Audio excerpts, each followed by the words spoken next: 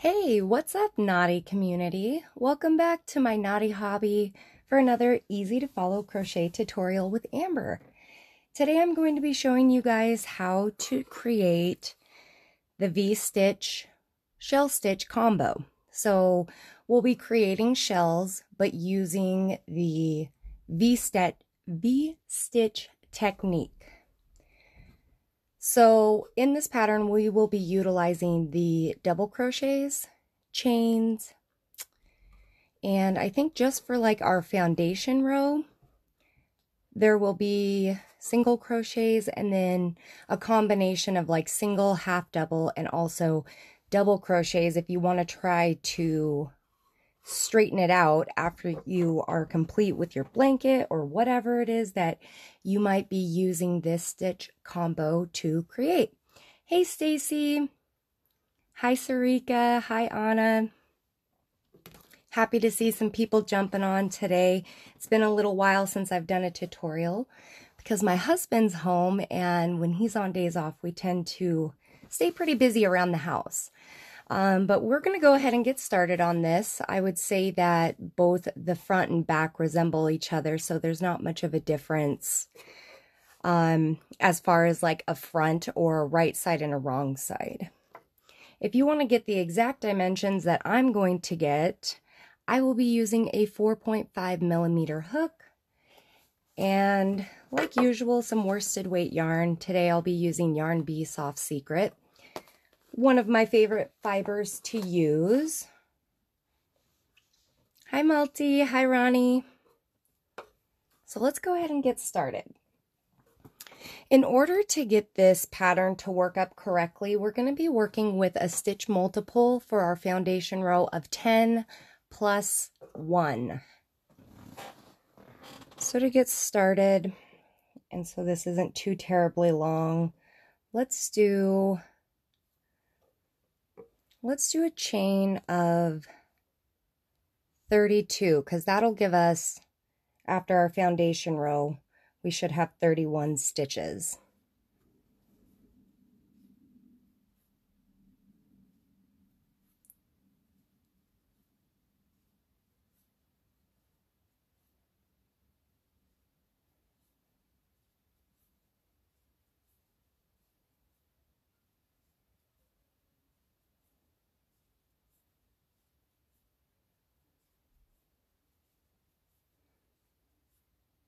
This should be 20.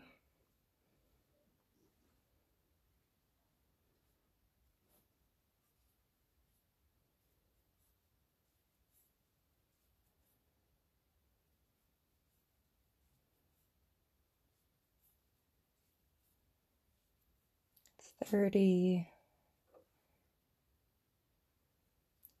1 and 2.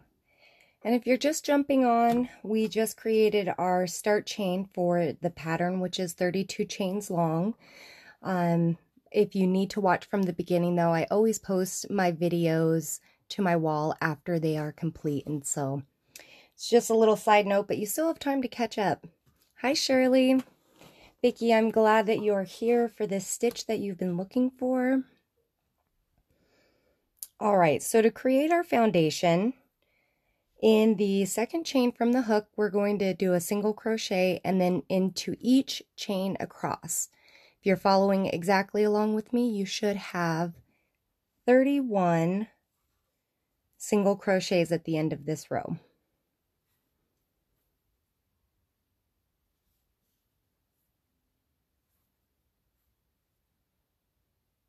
And I'm just going through the back loop. Sometimes I like to go through the back bump, but switching it up today.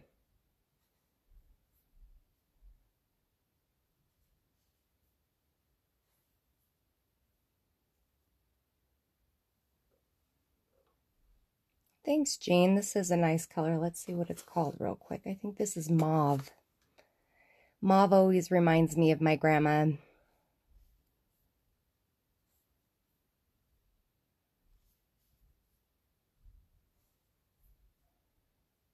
Hi, Lila.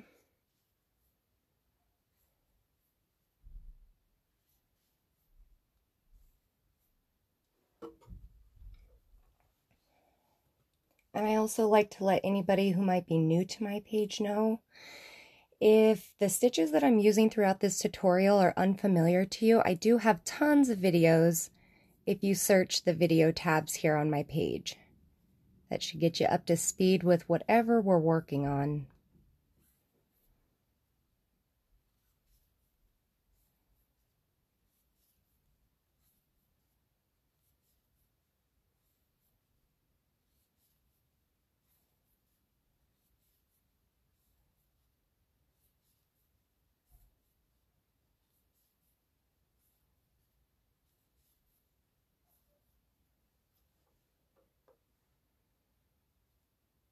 Hi, Jackie.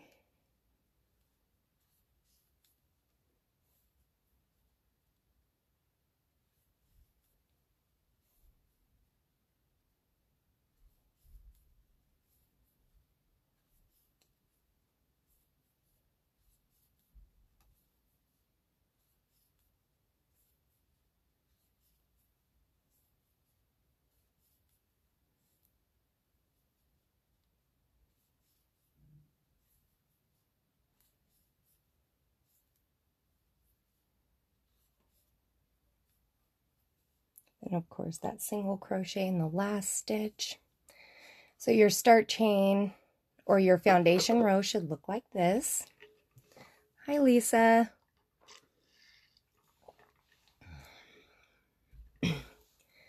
Marie asks, are you skipping a chain? And we didn't skip any chains in our foundation row, but we will be skipping stitches in this following row, which this sequence is going to be really easy for you guys to work up because each row will be exactly the same. So once you get it down, it's just really super easy. So at the end of our row, we're going to chain up 3, which this one will count as our first stitch into each of the rows. So you'll chain up 3, and then in the exact same spot, we're going to do a double crochet.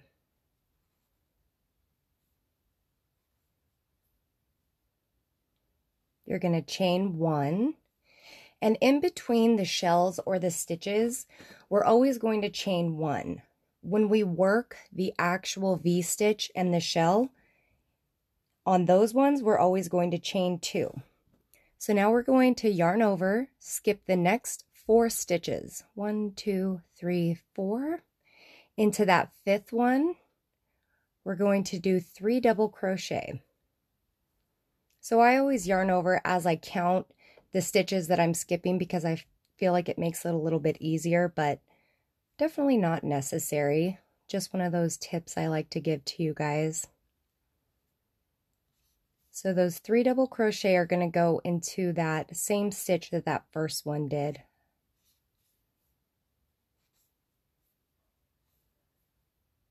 Now you're going to chain 2. Like I said, when we work either the, if you want to call them a V-stitch or the shell stitch, and now 3 into the same, we'll always have 2 chains to space those out.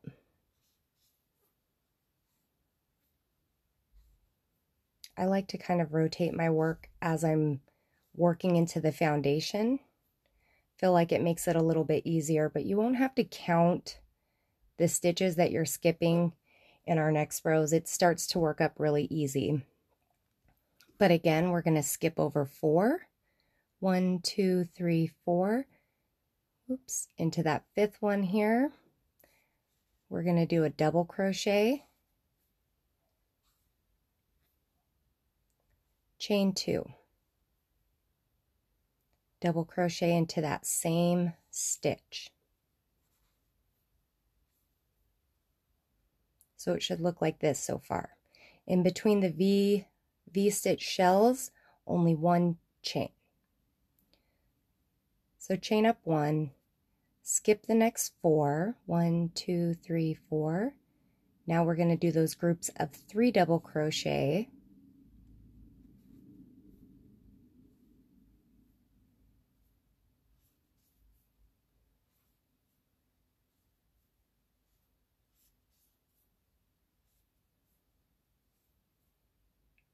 chain 2,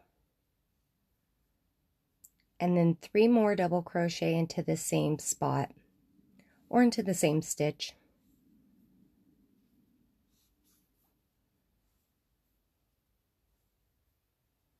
Good morning, Aunt Lori. Happy that you're on today. We're going to chain 1, skip the next 4, 1, 2, 3, 4. Into that 5th one, we'll just do, I guess, what you can refer to as a traditional V-stitch, which is double crochet, 2 chains, double crochet into the same stitch. Boom, you just learned the V-stitch. This would make a really cute if you just did a foundation row, like a little crown for a baby. I think would be so adorable. So I did my chain 1. We're going to skip 4 into the 5th. We're going to work the groups of 3 double crochet.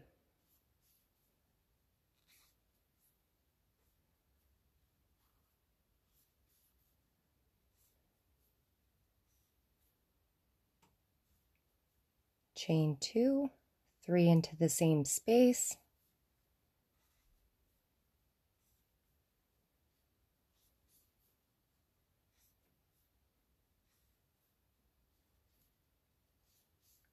I don't turn my work quite as much once I've got a few rows into this, but I just found it's easier to work into that stitch, you know, when I turn my work to the side to get at that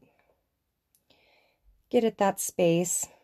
Okay, and if our count is right, we should be able to skip the next 4 stitches, and into our last stitch here, we're going to work 2 double crochet. But let's say your count is slightly off, and you know, it's not going to hurt anything, and nobody's going to notice if, you know, you only have 3 stitches to skip. Go ahead, you know, instead of frogging out your work, especially if you're working on a blanket, and just go into that stitch, or, you know, make your crochet work for you, unless you're super compulsive, which sometimes I can be, but for little things like that, and I say especially with blankets, because so many blankets start out with a crazy foundation row of like 250 or whatever, and in my personal opinion, it is not worth it to go back and frog all of those rows, or even if it's just the foundation row.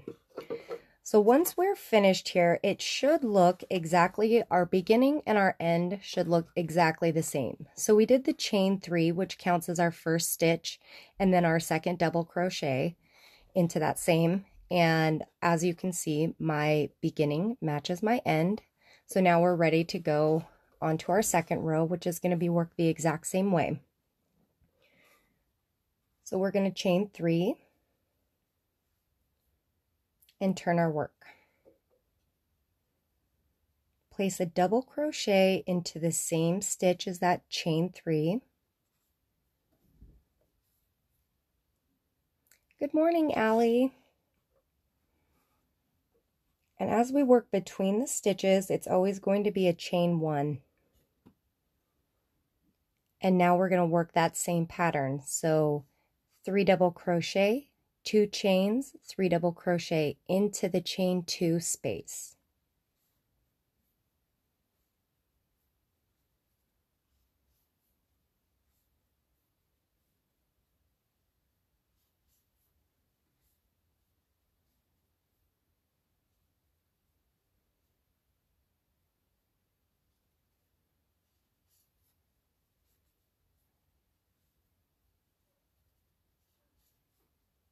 Now I'm doing the other 3 double crochet again into the same space.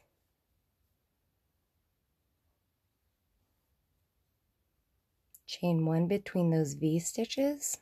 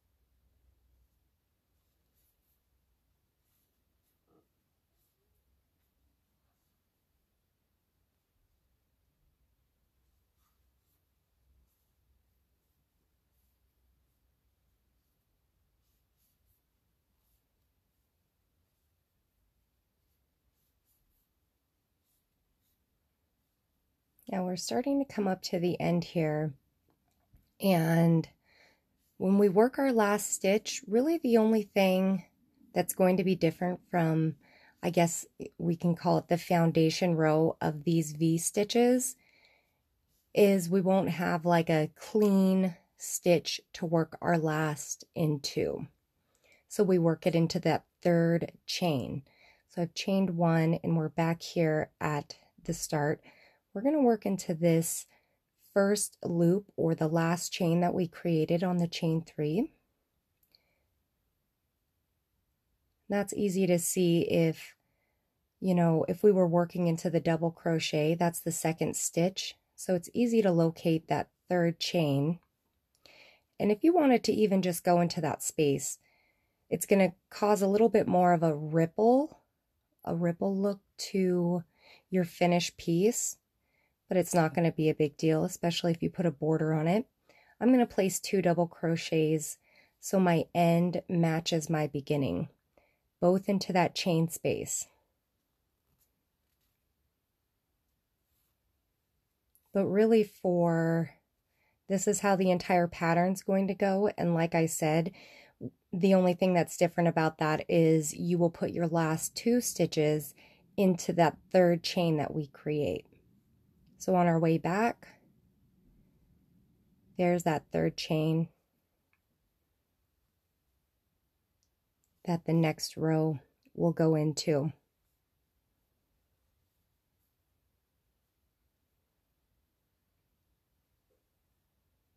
I would say the most important part of remembering this pattern is between the V stitches will always be 1 chain. When you work your stitches on the inside between the chains, you're always going to place 2.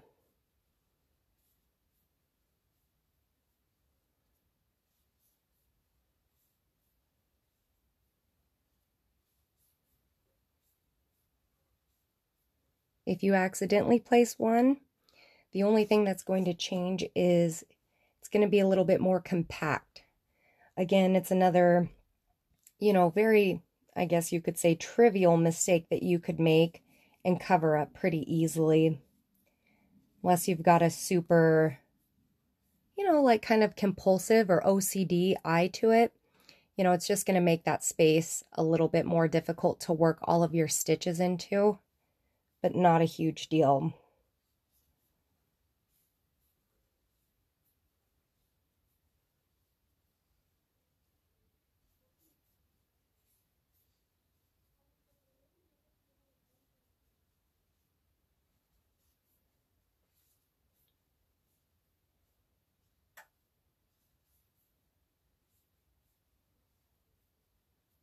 Work out a few more rows with you, and if you're just jumping on, I like to remind everybody I do share my videos to my page, so if you missed the beginning, no worries, you will be able to go back. But this is a perfect pattern for a beginner crocheter looking to add a little flair to their projects or try something different.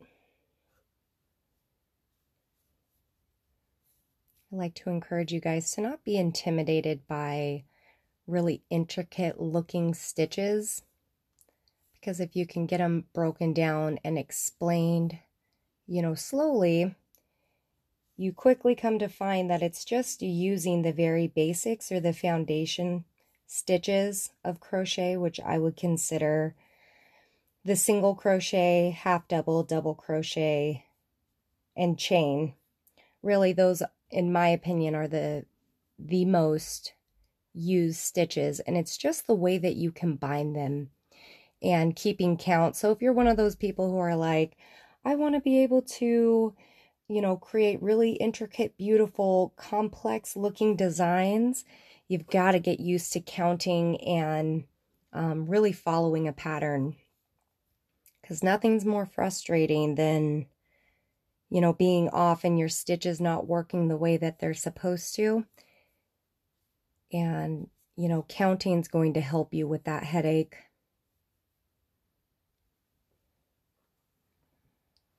Thanks, Ronnie. I appreciate that compliment. I try to explain in a way that I think would have been beneficial to me when I first started crocheting, trying to curb the frustration that I faced. And there was a lot. Who am I kidding? There's still, I still get frustrated trying to figure out certain designs and patterns.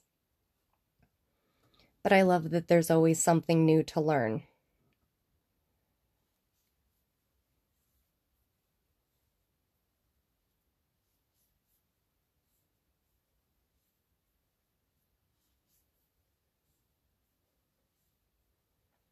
And I love that in this pattern, every row is the same. I love that I don't have to worry about counting too much.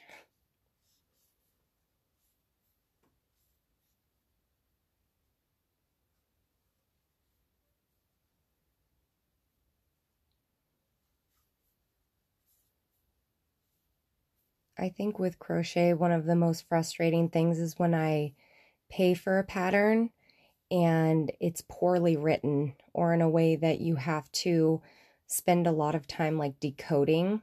I think that's when I get the most frustrated. If it's a free pattern, I can't really complain, right? Like somebody took the time, which as a designer, I can tell you it's so time consuming to create original designs. So if somebody's offering you their pattern for free, you really have like no room to complain. However, if you're paying for a pattern, in my opinion, that's a completely different story. And, if you're giving somebody your money, you want to make sure that you actually understand, which a lot of designers are good about getting back and letting, helping me out with the problem. But there's some that I've purchased that it's like you give them your money and then you never hear from them again. And if you have an issue and you've spent money on materials and you've taken time, that's when I start getting really upset. That's how, that designer will lose me as a customer for life. Oh, thanks, Grace, for the nail compliment.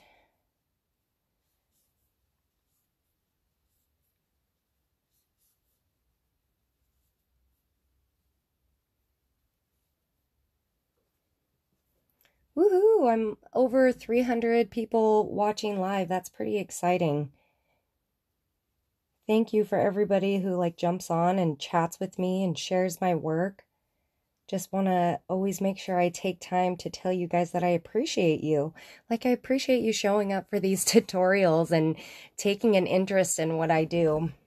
I've said it before, but I think some of my family and friends really get sick of hearing about my crochet and, wanting to know about like yarn and all of those things. My daughter, she's like, I have to, look at one more would-be pattern with you. I might lose my mind. I just need one of my kids to love crochet. Actually, probably not. I don't know how I feel about sharing my yarn. I'll just stick with you guys because you're my favorites.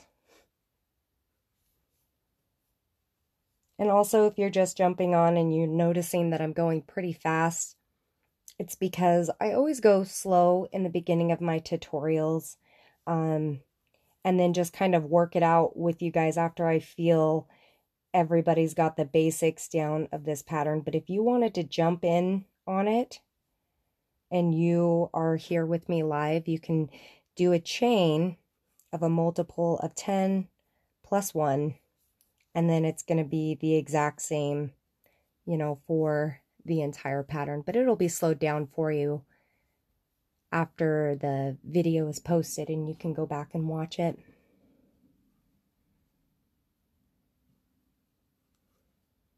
Dorothy's asking if I have a written pattern for this, and I don't have a written pattern for it, but it's another one of those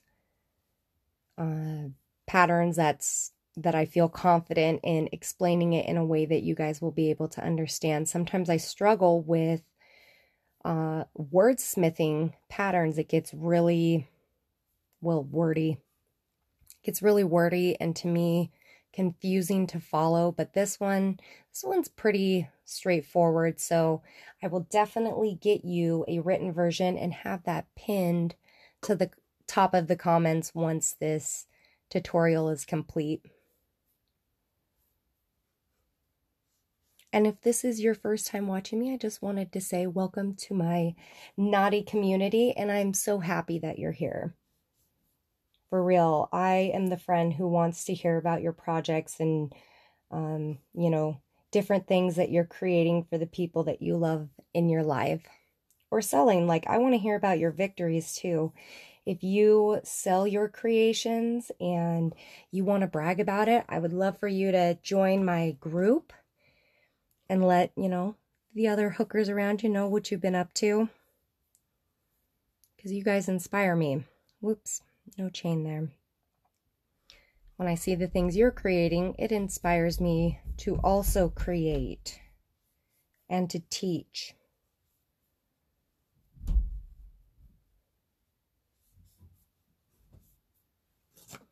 And right now my group is pretty modest. I think there's like a little over 1,000 people that are in the group, but it's still a wonderful, supportive group of hookers who are yarn obsessed. Hold on a sec. Yes, Silas. Buddy, you're not playing the PS4. And you know your dad's upstairs? Yeah, you can ask your dad.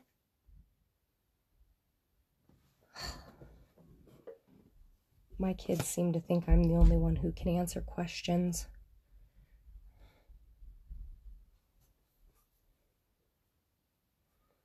I'm like, you know, your dad is totally capable of getting you some cereal or answering any question your little heart might be having at that moment. Your dad is well equipped. But my kids don't seem to think so. And I've tried to tell them, like with electronics, we're still going pretty strong with our electronic break. You know, if you follow me, I'm sure you've heard about my electronic break. That's been going on for about 3 weeks now.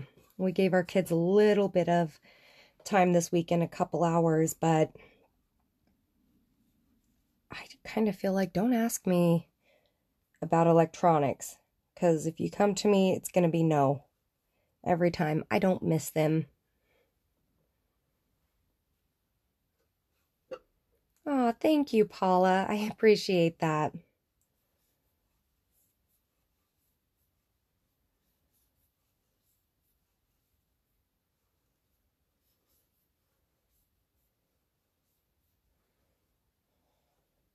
Babe, you're probably right.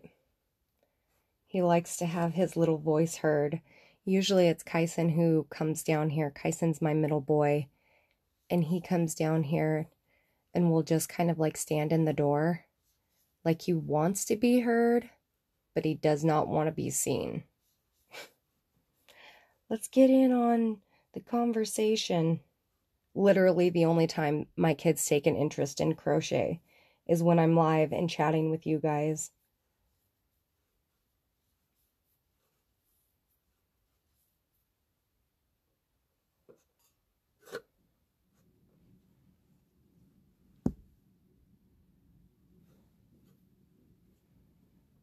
Thanks for the share, Kenya. I appreciate that.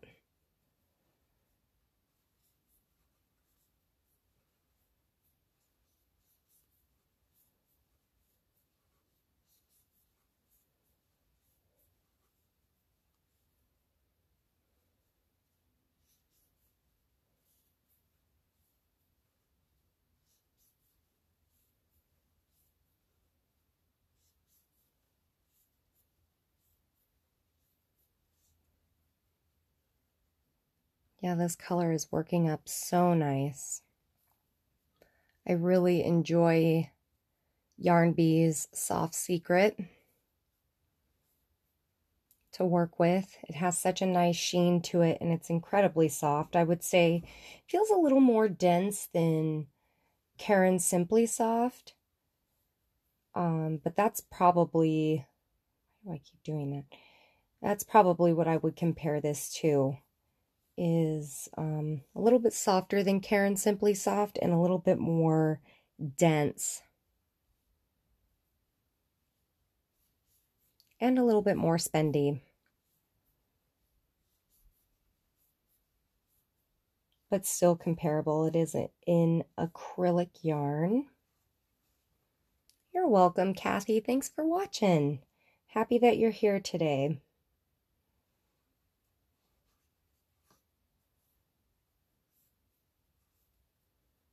See, I found that working into that third chain instead of just the space is keeping that edge a lot straighter.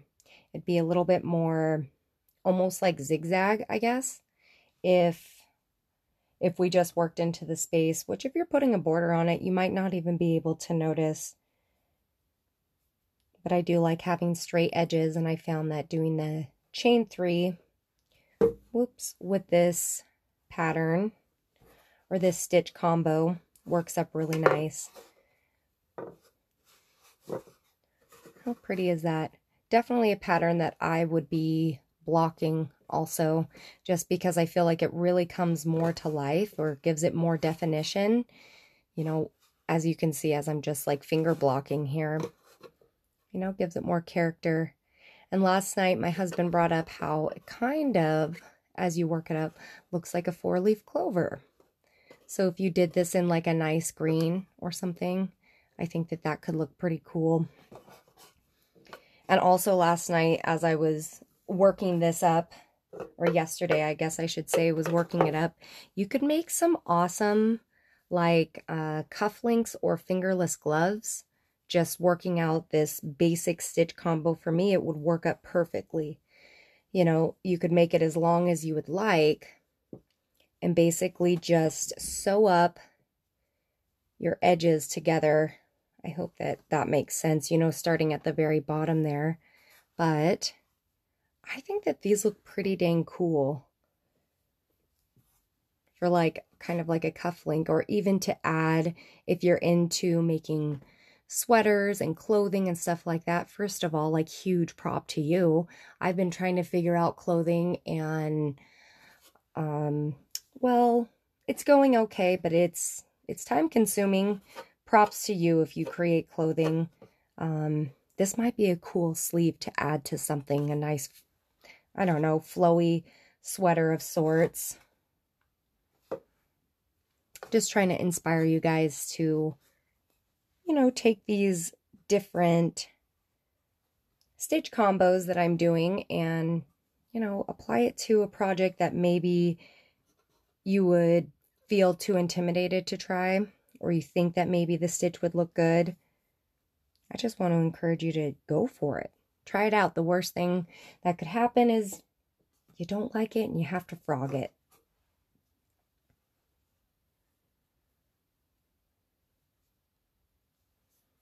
So I think I'll work up like, I don't know, 2 more rows with you guys, and then probably jump up off of here so we can get some of our stuff done. I gotta go tend to my new tree, Laszlo von Ludwig. I made a post about that on my personal page, that I like naming my plants. Kind of the crazy cat lady, crazy cat crochet plant lady. Give me all the plants, all the yarn, and all the cats, and I'll be happy for life.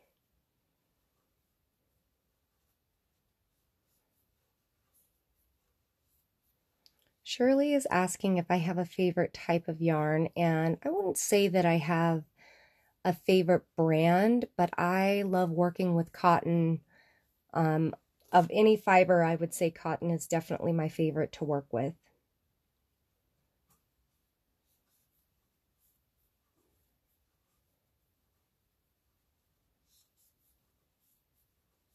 Love working with cotton, but I do also find myself using a lot of acrylics.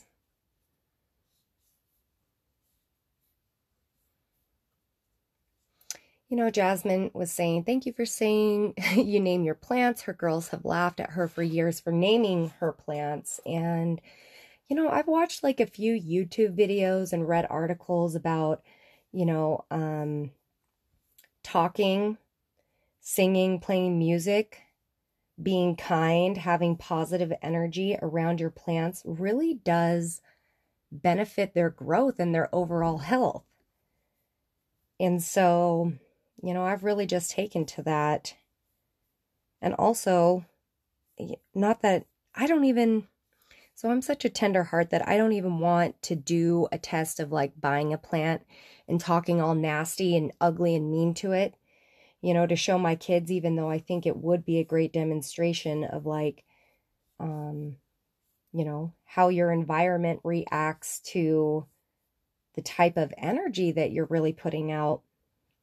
Because I would feel too much for the plant. I would be like, oh my gosh, this poor thing is dying and it is our fault. Instead, I think I'll just have my kids either like read the articles or watch the videos where they've actually, you know, done like a time lapse of these, you know, these plants. I think there was a school that did it where the plants were pretty close in the same conditions. And one of them they talked nice to, and one of them they talked real ugly and, you know, mean to. And there was a significant difference. So naming my plants and talking to them and encouraging them to grow, I don't know how much of a difference it truly makes, but I think that it does make a difference. And I guess my kids are going to have another reason to think that I'm weird. And I'm okay with that, because who wants to be normal? Who wants to be average? Not me. Give people something to remember me by,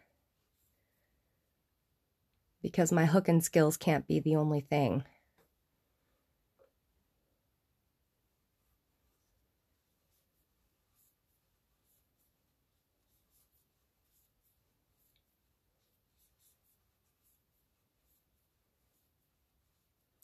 Would you guys like to see how I squared off, or it's not completely squared off, but how I created the edge on the example piece before I hop off of here? Maybe there's some of you out there who are like, that's the only thing we've been hanging out on your page for anyways. Trying to get you to come to the end. I probably should go ahead and do it. So let me finish up this row and then I will show you guys how to create the square-ish border. And if you want to get a little bit more OCD with the types of stitches that you're using, I'm totally okay with that.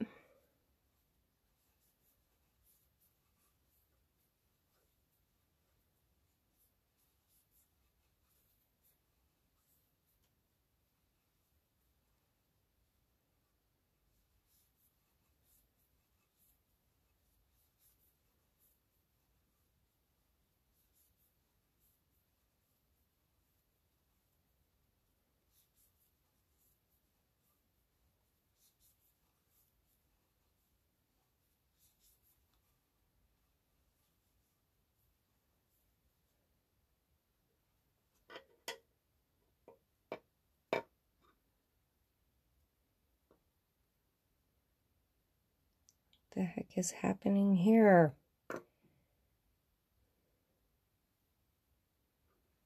There we go.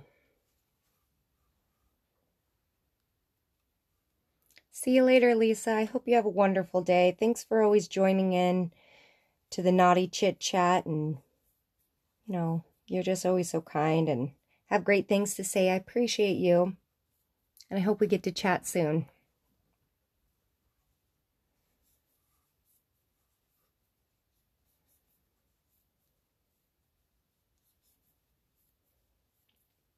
I guess even as I get into the rows, I still turn my work to the side. I'm not sure if that's like habit or if I'm doing it, you know, because this is a tutorial. I don't recall now. I'll have to pay more attention when I'm upstairs hooking away.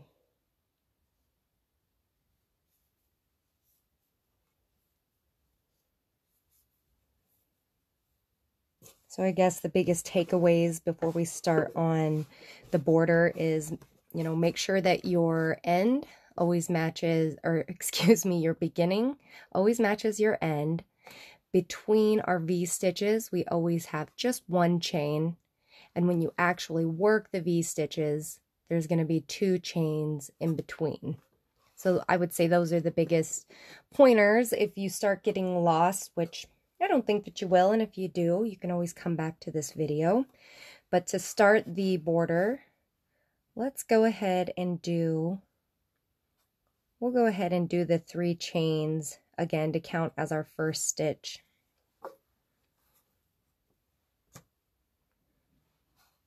But I believe the way that I did it before is I skipped the second stitch and worked a double crochet into that chain, the first chain space. Trying to remember on my example piece.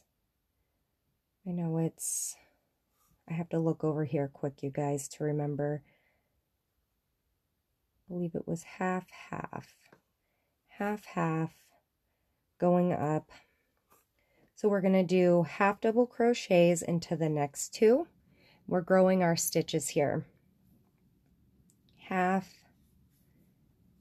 half double, and now we're going to do a single crochet into the next, a single crochet into the chain 2 space, a single crochet into our next stitch. And after we have like the beginning portion done, it's going to be the same all the way across. So we will do half double, half double, and then I did double, double into your first, I guess, V of that V stitch, just 1 double into the chain 2 space, double into the next V stitch,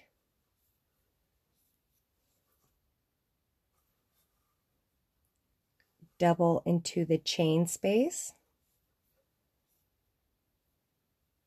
Now we're going to do half double crochet, half double crochet, single into the next stitch, the chain space, and the following stitch.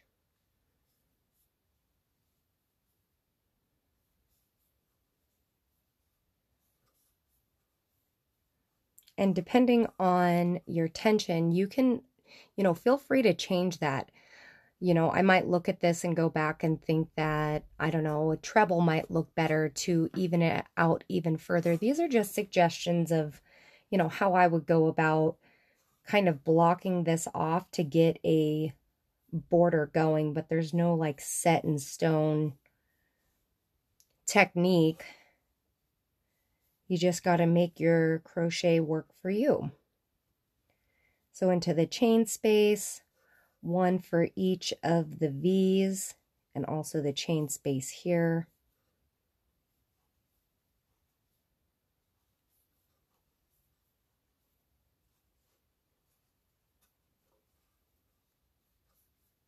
I might have skipped over some of the spaces in my last one. Probably should have planned for the border a little bit better. My apologies.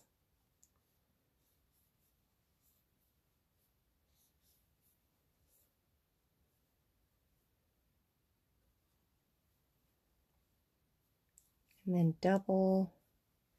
Gonna go ahead and skip that last one. I believe I skipped it in the beginning.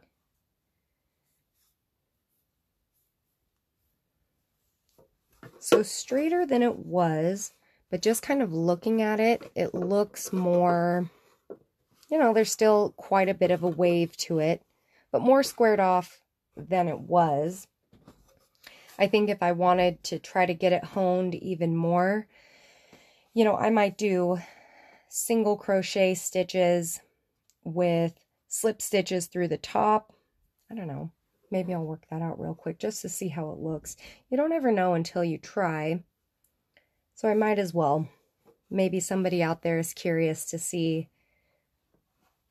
you know, what it might look like. So just looking at it here, I can see that I'm going up to a peak, but I don't have a whole lot of height to reach up to. So I did a chain one. I might just do half double crochet to see. And it's now looking like that reaches a little bit better. So I might do another half double crochet.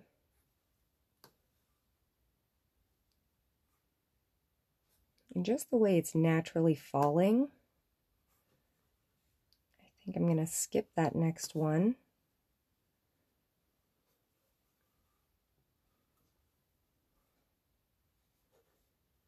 I'm loosely doing these slip stitches to keep that same height. This is a very loose action. Loosen your tension if you want to use this technique, especially if you plan on doing another row after this. If you wanted to build onto your border, or even if you're going to be using those stitches to attach. Again, you're going to save yourself a lot of headache if you work your slip stitches super loose. Now let's just put our work down for a second to see. I'm thinking the only place I'm going to need to put a little bit more height is maybe these 4 stitches here. So looking at my work, I'm going to do 1, 2, 3 more slip stitches.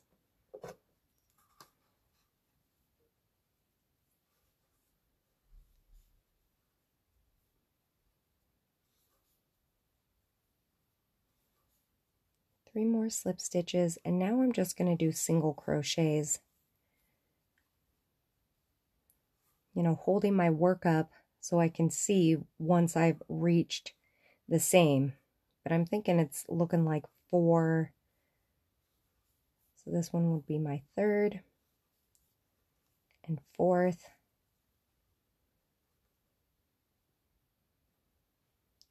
Let's see what one more looks like. Now I'll work some more of those slip stitches.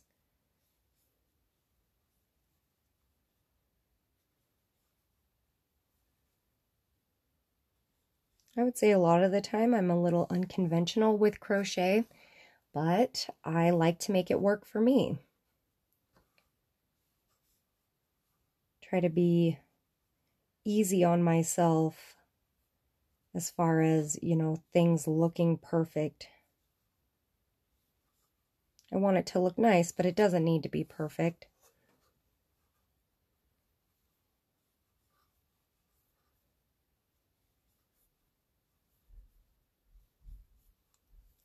Three, 4, and that's pretty close.